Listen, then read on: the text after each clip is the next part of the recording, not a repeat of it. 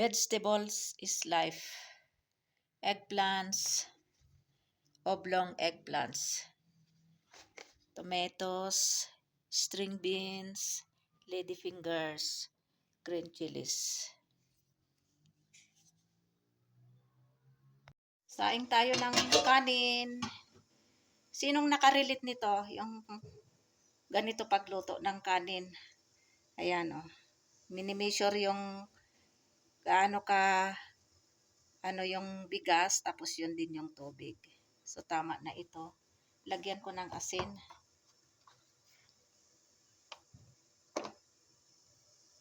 Ayan, 1 teaspoon lang.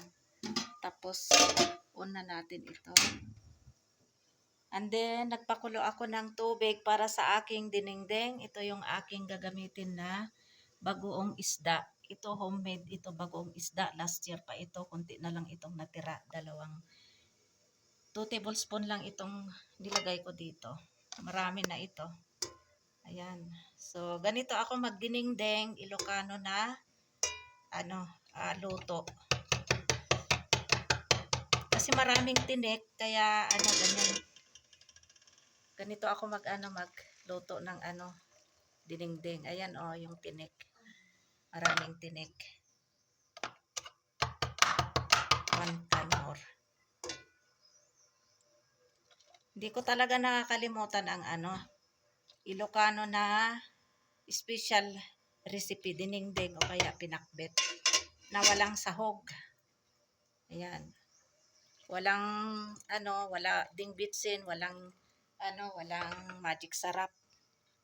So, ilagay ko na itong kamatis, luya, bawang, sibuyas. Ayan. Tapos ang ko lang ay asin.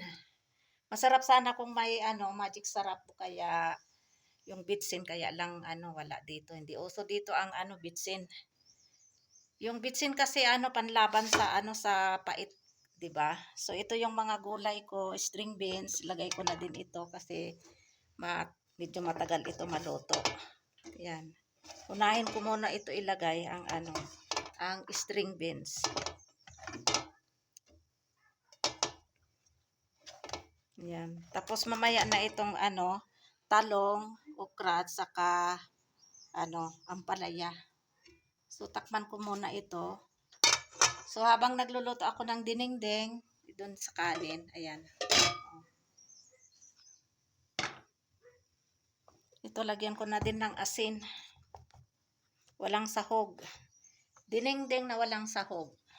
Masarap sana yung yung dried hipon, yung tawag ba doon, yung hibbi daw. Na pang sahog, kaya lang wala ako eh.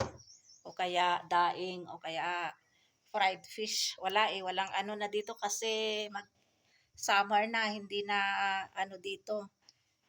Hindi na wala nang kumakain dito pag summer ng isda kasi mainit daw. Hindi kagaya sa atin kahit mainit eh everyday ang pagluluto ng isda. Ba dito sa Pakistan, every winter lang magkaroon ng isda. Ayan oh. So takpan muna natin ito. Lutuin muna natin ito ng medyo matagal 5 minutes. Tapos ilagay ko na din itong ampalaya, okra, talong at saka okra kasi madali lang ito maluto.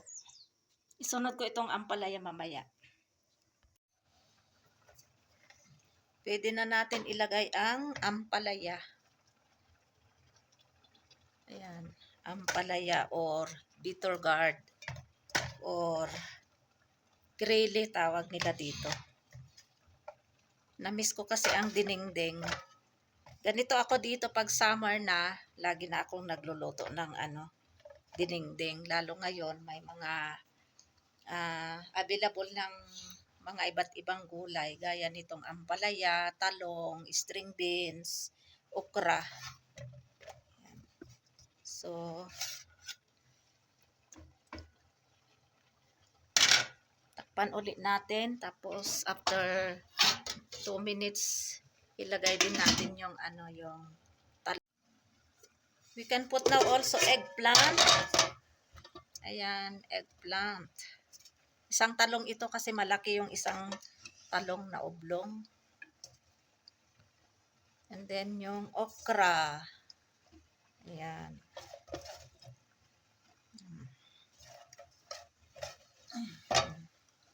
Takpan uli natin. Ayan. And then ito na yung kanin. Paano na ito tawag dito? Ihain ko na. Slow fire ko na ito. Para hanggang maluto yung gulay, nakahain na itong kanin. Pwede na akong kumain ng lunch.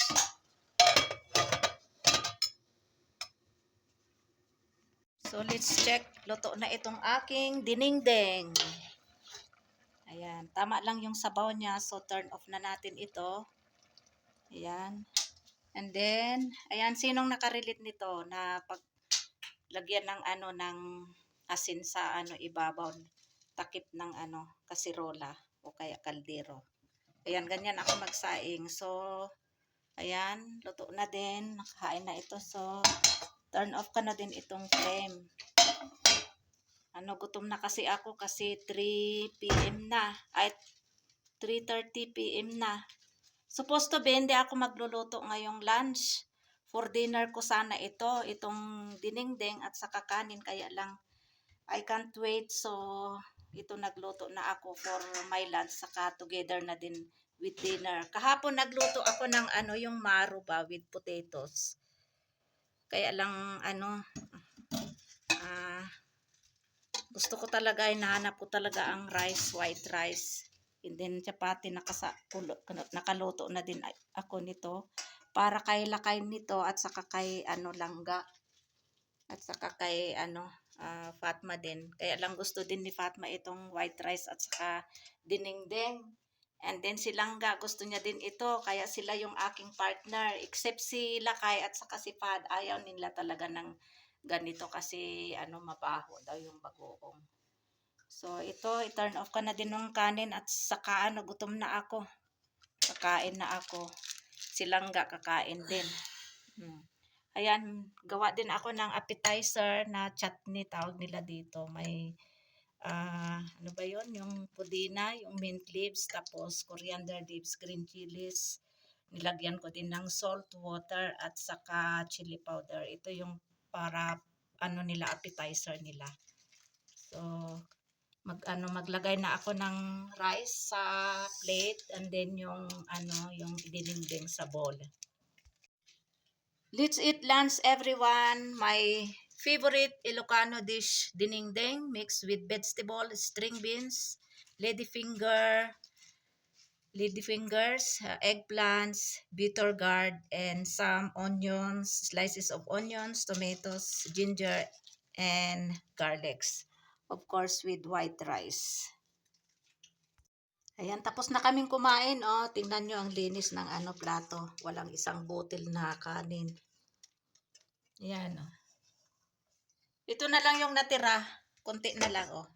Pang ko ito, dinner. Kasi yung nakadalawang plato kami nilangga. Saka ito na lang yung kanin, more than ½ kilogram. Isang plate na lang ito for dinner.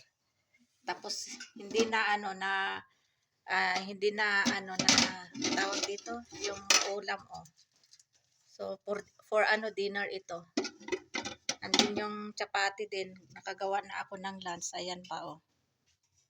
Kasi ito binanatan namin ang dinengdeng nilangga.